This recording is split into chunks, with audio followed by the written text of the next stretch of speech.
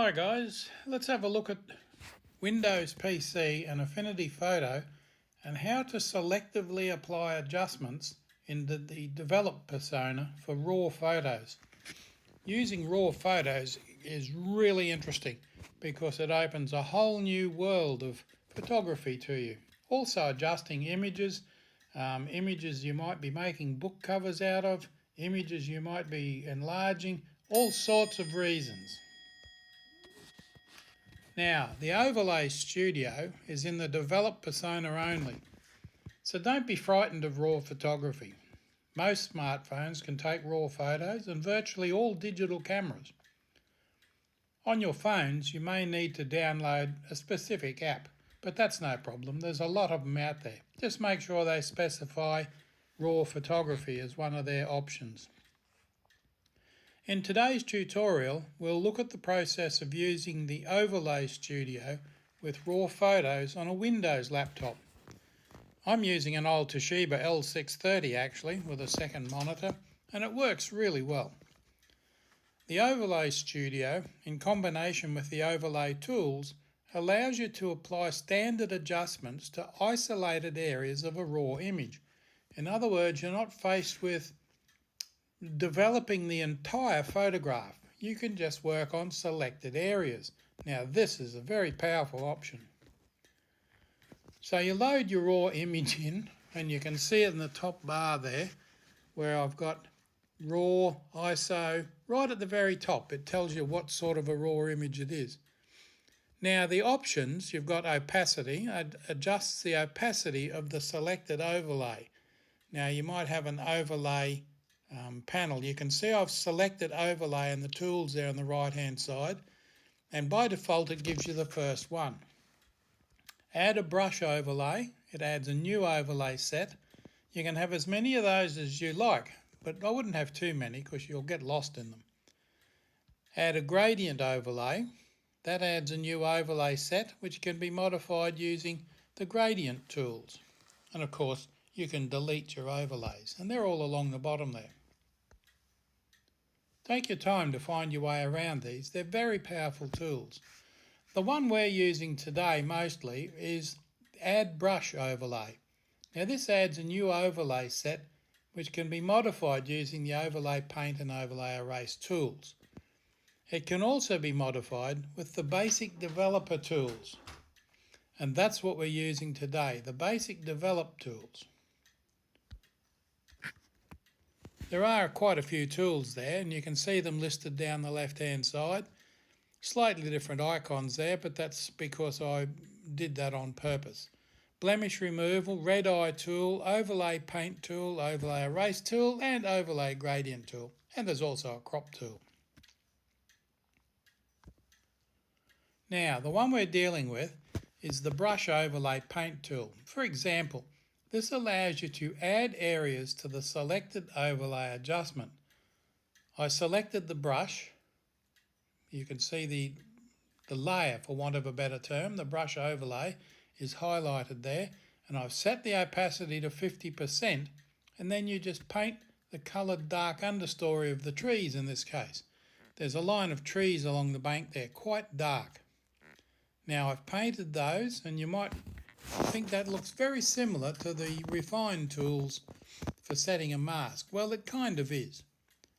Next, select the basic tools from the toolbar. You can see you've got overlays along the top there, details, lens, and basic is the left hand one. So once you are familiar with that, select the basic tools. You can see I've got the basic tool set selected there, and you get all of those options. Now, bring up the exposure a little bit. You can see the exposure slider there. Now I've brought it up too much. Whoa, no, really. I did that to show you how the tools affect only the overlay area, not the whole image. So you can see you don't want the whole image, because if you bring that up, the clouds are going to change. That mountain in the background will just white out and you won't see it at all if you bring up the exposure too much. But I'm bringing up the exposure on the trees in that foreground near the riverbank there. So let's dial it back a little bit. That's better. The exposure is now 1.259 and you can see the trees quite clearly there now. I brought the black point up a little bit, 1%, and the brightness 14%, just to give it a bit of clarity. Now this has highlighted the scrubby bank without detracting from the contrast of the far mountain. Now let's look at the before and after effect. Tap the split tool in the context toolbar. You can push it either way to see your work. And you can see there on the right hand side is the before and on the left hand side after. So it's really brought it up quite a bit. And you can see why you don't have to be exact with the brush tool, because nature doesn't have a lot of sharp edges. So it doesn't matter if the trees are a little bit blurry along there, it gives it that sense of depth. Let's select the Overlay Studio again, and again select Add Brush Overlay. So we'll end up with two of those brush overlays. And you can see it there. This time set the brush overlay opacity to about 50%. The context toolbar brush width to 314 and the hardness to 50%. You don't want to slap on huge chunks of modification. So brush in the foreground. Again, accuracy isn't too important. And you can see I've just got the foreground, the water, the river and a little bit of the embankment there. Now bring up the exposure in basic tools to 1.463. This brings out the river without making it look unnatural. You can just see a bit more detail in the river there. So already you can see that it's improving that shot. You've got the nice mountain with the sunshine on it in the background. The clouds we haven't modified yet, but you can do those. You can darken them, lighten them, and in fact with other options, once the image is developed, you could get rid of that sky altogether and put something else in there, another kind of sky. But let's not go into that now. What we've got is just this. We're using the brush layer, the overlays and the basic development.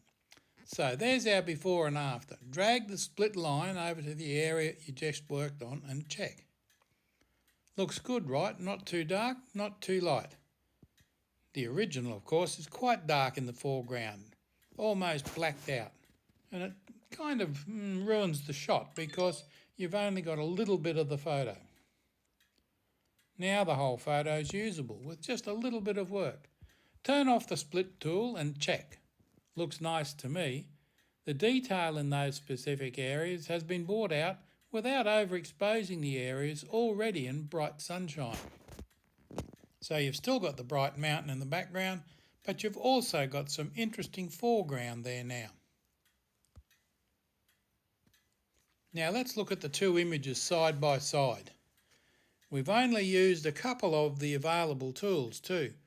So you can set about using raw images and use them now without any fear at all. No mysteries. Fantastic landscapes, cityscapes, portraits, street photography, they all lend themselves admirably to raw photography. And then you can take your time developing them and really bringing out your photographic skills and your design skills. Probably not suitable for happy snaps if you're just photographing the families round a Christmas cake or birthday cake or Christmas festivals or some other festival you're having. Happy snaps are a different thing. But if you're into photography and you want to take some really nice photos and you go out and you spend the day doing this and you come back and half your photos you think, I didn't expose that one too well, you can now change them. You can end up with 99% of your photographs will be very useful.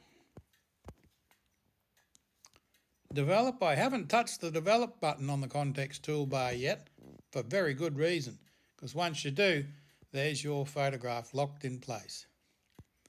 But the image is looking pretty good. Now there's a previous image I did. If these are the only options you use, we'll find that all those images you thought were rubbish are really great shots. When you're happy with your work, tap Develop in the context toolbar. Save it, export it, and you're done. That's it, another great photo. I love this option. So, thanks for watching. I hope you find it useful. Don't forget to subscribe to my YouTube channel. Click on the thumbs up for a like and the bell to be reminded when the new videos appear.